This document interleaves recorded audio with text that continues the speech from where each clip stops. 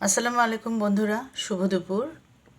অনেকদিন পর একটা ভিডিও নিয়ে আসলাম। সাধারণত আমি সবসময় ভিডিও করি না, সব বিষয় নিয়ে কথাও বলি না। তবে আজকে আমি মিলা মিলা আপা ওনাকে কিছু কথা বলতে শুনলাম। ওনাকে প্রথমে ধন্যবাদ, দুজন ওই বিষয়টা নিয়ে কথা বলছেন এবং ওনার বলা শুনেও আমার মনে হচ্ছে যে আমিও একটু বলি, মানে বলতে পারেন আমি একটু সাহস করলাম আর কি। আমাদের এই সোশ্যাল প্ল্যাটফর্মে ইদানিং একটা এখন খুব একটা কথা ভেসে ভেসে বেড়াচ্ছে, সেটা হচ্ছে আমাদের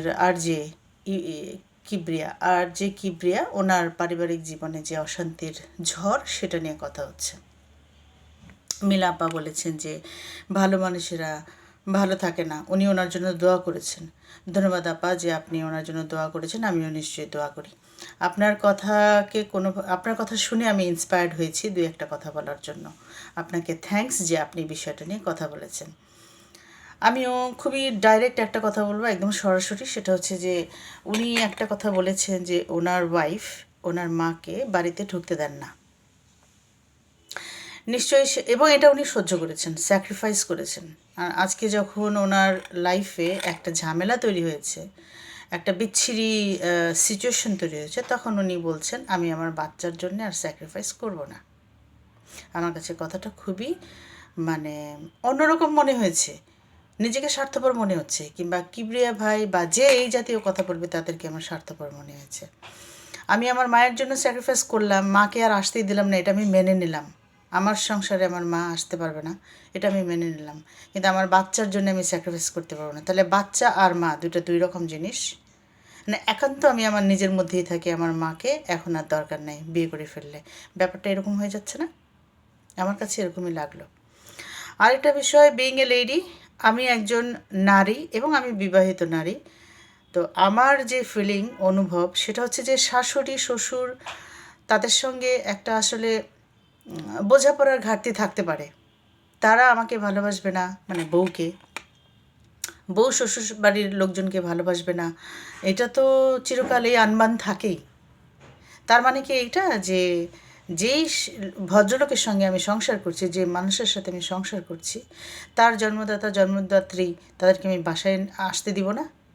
তাহলে আমি যাকে ভালোবাসতেছি, যার সঙ্গে আমি সংসার করতেছি, তার মনের অবস্থা কি আমি দেখছি একবারও?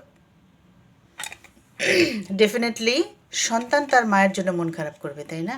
তো কিবরিয়া ভাইয়েরও তো মা না আসতে পারলে তার মন খারাপ ছিল, তাহলে তার বউ সেটা খেয়াল করেনি। আচ্ছা, আমার প্রশ্ন, একজন পুরুষ মানুষ তার মাকে বাসায় আসতে না দিলেও সেই মহিলার সঙ্গে, বা যেই মহিলা তার ওয়াইফের সঙ্গে মানে সুখে দিন কাটায় কিভাবে?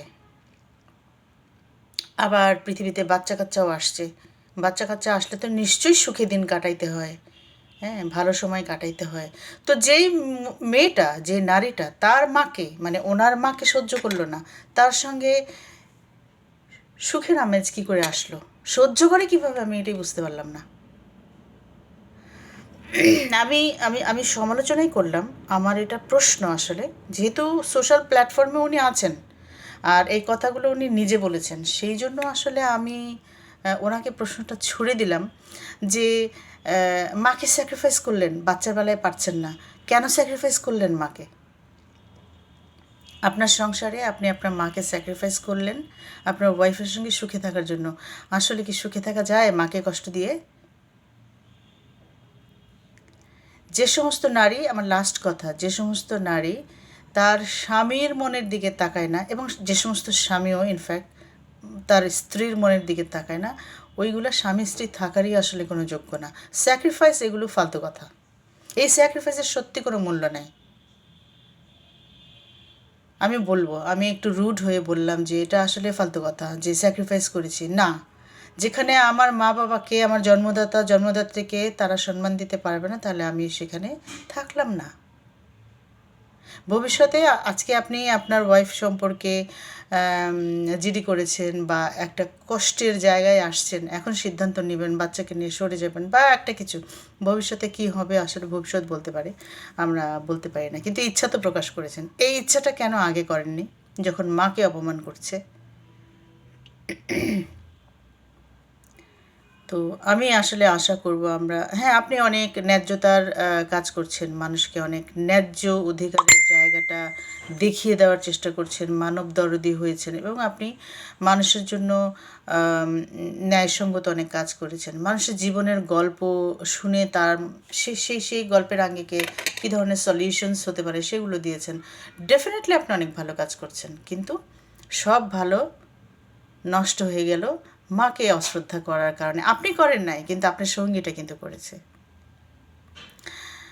নিশ্চয়ই মিলে আপার মতো আমিও আপনার জন্য দোয়া করি, কারণ আমিও দেখেছি আপনার অনেক প্রোগ্রাম, অনেক শুনেছি, কিন্তু আমি মনে করি যে আসলে এই কথাই সত্যি যে মানুষ হিসেবে সেই স্ত্রী, মানুষ হিসেবে সেই স্বামী মানুষই হয় না যদি তাদের এই পৃথিবীতে আসার যে যে মাধ্যম তাদেরকে অসম্মান করে।